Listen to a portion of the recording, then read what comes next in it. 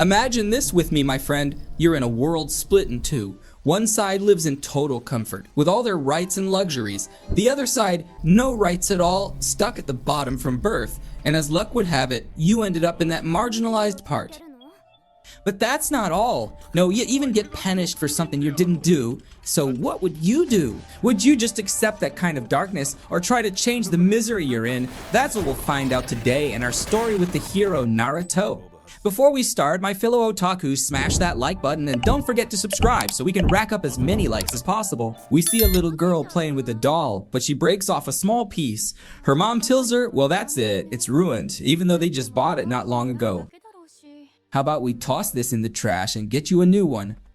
The girl agrees. A bit later, we see the mother throwing out the bag of trash, which gets picked up by a truck and sent off to the dump. At that very moment, we find Rudo, our hero, running through the garbage dump, thinking to himself, of course, it's only natural. Once something's broken, it becomes trash, gets thrown away, and loses all its value. But what really happens is, once this trash is thrown out, since getting rid of garbage is what everyone does, people start calling anything they don't want trash, even if it's another human being just like them. All these thoughts are racing through Rudo's mind as he digs through the garbage, searching desperately for anything he might be able to fix or use again. Suddenly, as he's searching, a guard bursts in, sounds the alarm, points a gun straight at him and yells, "So you're the little vandal stealing trash and making the city look bad. You picked the wrong day to mess around." Right then, more guards show up, so Rudo chucks a bunch of trash at him. He seizes the chance and takes off, but they surround him and start shooting, forcing him to dodge their bullets. He sprints full speed toward the exit, but takes a bullet in the arm. Bleeding, he ducks into hiding and waits for the guards to leave. Only then does he crawl out through the sewers and finally make it to the center of the city. The next day, two women are talking about yesterday's scandal. When the trash thief, our friend, comes up, one of them sneers. Who would ever think of stealing garbage? That's just filthy, absolutely disgusting. Her friend shoots back. Obviously those savages from the slums. Who else would do something like that? Her friend quickly gestures for her to shut up, pointing out one of the savages she was just talking about. As soon as the man turns away and leaves, they glare after him with pure contempt and mutter, "Who lets this kind of riffraff into our spotless city?" Let's leave them behind and cross over the city wall to see just how stark the difference is between the blindingly white, sparkling city and the slums. There's literally not a single clean spot. We find Rudo sitting there cleaning and fixing the things he picked up yesterday, while the locals just sneer and glare at him with open derision and hate, whispering about the so-called trash thief. They say he's the one who'll bring the cops down on him and ruin their lives. Chio cuts Rudo off, snapping, "You went out collecting trash again?" You do realize the city people are obsessed with this, right? If they catch you, you can end up dead. He explains that the people in the square throw away things that are still perfectly usable and can be fixed, so he just uses them. It really bothers him to see good things go to waste for no reason. He adds that he sells these things just to make a living. At that moment, three people show up. One of them pinches his nose and says loudly, "This place stinks. The smell here is disgusting." He turns to Chowie, who's standing nearby, and sneers, "Aren't you scared? You'll end up smelling like a walking trash mess. And look at those gloves you're wearing. If you touch someone, they catch some nasty right away." Then his friend notices the old lantern in front of Rudo and scoffs, "No one wants to buy the junk you're selling." Chayo fires back at them, saying all their insults are pointless because they're all in the same boat. None of them is better than the others. But they all object to what she says, because it's true. They all live in the slums, and the rich think of all of them as savages. But Rudo is different. He's the son of a mad killer. These slums were built as prisons for criminals, our ancestors. And that's why they're forced to try and improve their image however they can in the eyes of the wealthy. But then Rudo's father showed up and tore everything apart after going on a killing spree, and Rudo's not much better. They say he can get violent too. As he catches Rudo's icy stare, the kind that freezes your blood, he and his friend back away and leave. Under his breath, he mutters, "Like father, like son." After they leave, Chayo tells Rudo she trusts him completely and knows he's a good person. She's sure he'll never end up like his father. Rudo replies, clearly embarrassed. His awkwardness says it all. He might even have a bit of a crush on her. But then he's surprised to notice she's actually interested in the doll among the things. He simply tells her it's not for sale. But since she likes it, that's when Chayo's mother shows up, cuts them off, and calls out to her daughter, "Didn't I warn you not to talk to that boy again?" Rudo heads home frustrated, only to find the man from the city waiting for him. It turns out he's Recto, Rudo's adoptive father. As soon as Rudo walks in, Recto starts teasing him about not knowing how to talk to Chayo. He jokes that Rudo should just tell her how he feels instead of moping around by himself. Then Recto gets more serious and says, "All right, tell me, what did you get up to in the city yesterday?" "I told you not to risk your neck as long as I'm around," Recto warns. Rudo just shrugs him off, saying, "I'm not risking anything. I've never been caught before." Ricto says, "Then what happened yesterday, son? Even though we aren't related by blood, we're still family. You should live your life like any other kid, and don't try to repay me." "Okay," he adds gently.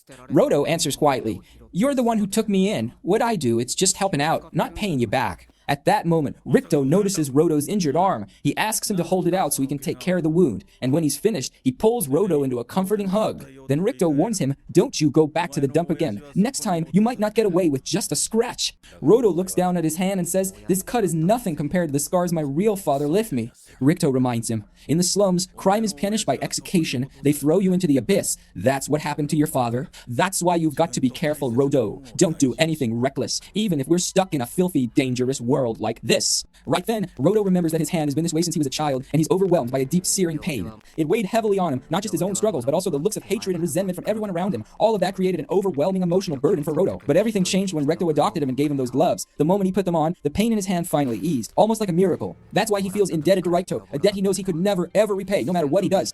Ricto broke Rudo's dark spiral of thoughts, handed him the doll, and said warmly, "Give this to Chi tomorrow, and tell her how you feel before someone else does it for you." Rudo tensed up, hurt and upset, insisting that Ricto stay out of his private life. At that very moment, a masked figure was standing outside their house, watching. During the day, we find Rudo trying to take Ricto's advice and force a smile, but in the end, he gives up and admits that a smile just doesn't fit his face at all. He goes for a walk, clutching the doll in his hand, lost in thoughts about the pit, a place infamous as a giant dumping ground for both trash and criminals. After a while, he stops to watch a criminal's trial, the crowd gathering around, all waiting for the moment the accused is tossed into the pit. He wonders what really happens to those who are thrown in. His thoughts are interrupted by Sui, who calls out, "Hey, you hardly ever come here." Rudo gets flustered and quickly hides the doll behind his back. Sui goes on, saying the view from here is truly heartbreaking. He replies that the view isn't any different from anywhere else in the slums. They both realize the slums were built right on the edge of the pit, almost as if the rich were saying they could get rid of these people whenever they felt like it. It's a harsh, unsettling reminder of the power they hold. It's especially disturbing because everyone living here has to witness the executions, whether they want to or not. This forced exposure to violence hangs over them all the time. At the end, Sue says she doesn't ever want to see Rudo thrown into the pit, so he ought to be careful and not risk himself by digging into things. Moments later, Sue turns as red as a tomato when Rudo finally processes what she said. Rudo gets all flustered too, then hands her the doll. He tells her it might not be much since it's used, but he thinks it really suits her. She takes it from him with joy, telling Rudo she'll take good care of it. Of course, Rudo can't hold himself back. He storms off toward home, ready to tell Ricto what happened and demand he stop meddling in his life. But on the way, he crashes straight into a group of police officers, landing awkwardly on the ground, completely startled to see them there. He quickly continues on, and when he reaches home, he opens the door expecting to find Ricto waiting to hear a story. Instead, he freezes in place. Ricto is lying on the floor, and a masked figure is stabbing him. Without thinking, he launches himself at the masked intruder. The next thing he knows, he's down on the ground, blood running down his face, unable to move. The masked man calmly picks up a book from the floor, leaves Rudo behind, and walks out of the house. In that moment, Ricto calls out to him. When he tries to help, Ricto grabs his clothes and with his final breaths begs him to run away and to change this rotten, corrupt world. Rudo is left in shock, unable to comprehend what just happened. That's when the police suddenly appear and start helping him. The police arrest Rudo right away and demand a confession. He stammers desperately that he didn't do anything, frantically trying to reach Ricto before he bleeds out and dies. He tells the officer that talking won't change anything, that they'll never believe him, while Recto's blood is soaking through his clothes. Over and over, Rudo insists he's innocent, shouting that the killer got away, but the police ignore him and beat him anyway. In no time at all, word spreads everywhere that Rudo is going on trial for Recto's murder. He announces the murder of Ricto and his father with a tabanaya. A short while later, we find Rudo hanging as the crowd gathers, and the leader declares that he has committed a crime even graver than stealing the komama, their most sacred possession. He calls it by its true name, murder. Even if the victim were one of the savages, they will never allow a killer to taint their land. He will be executed immediately. At that moment, everyone present shouts in unison, "Throw out the trash." In the abyss at that time, Rudo is gripped by denial, unable to comprehend how his entire life was turned upside down in a matter of moments. He searches desperately for anyone who might believe him, his eyes pleading hopelessly through the crowd, until one particular gaze meets his own. He begs her to help him, but she replies coldly that she used to trust him. In the end, he turned out to be nothing more than a copy of his father. She throws the doll in his face. As the crowd jeers, Rudo glares at them with hatred and spits out, "You're just a bunch of worthless trash, with no will of your own. Even though you have eyes and ears, you refuse to see or hear the truth. And let them be sure, I will have my revenge on every last one of you." But his words are cut short as his eyes catch the masked killer in the crowd, grinning at him with mocking contempt. Before Rudo can utter a word, he suddenly plunges into the pit.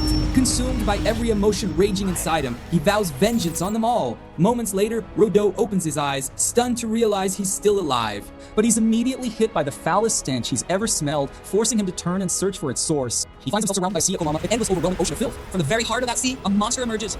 In that moment, he realizes he is in hell.